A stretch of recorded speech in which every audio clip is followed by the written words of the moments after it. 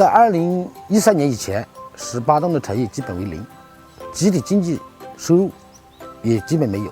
村里经常有一些把小猪仔啊、鸡呀、鹅啊放在家里的，根本就没有女孩子愿意嫁过来，特别是不愿意嫁给我，到外面出去打工。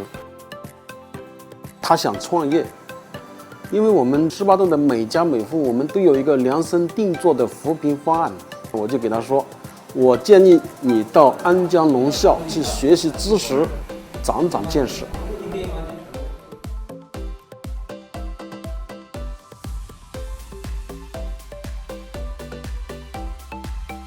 2015年，我们这里举办了校庆大会，我就对大伙说，我什么也没有，就有一身好力气。要是哪个姑娘愿意嫁给我，与我牵手成功，我会让她幸福一辈子。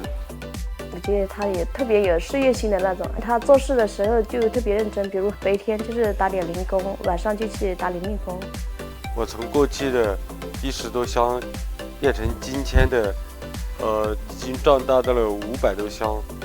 这2年，我每年都有3000多斤蜂蜜，收入都达50多万元。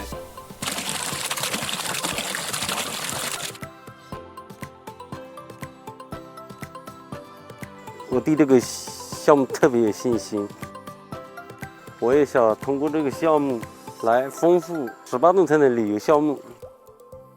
2个人一起上山啊，去打理蜜蜂啊，一起回来做饭啊。虽然带孩子很累，但是觉得很幸福。现在有了老婆，有了孩子，生活更有奔头了，做什么事都特别有动力，特别有信心。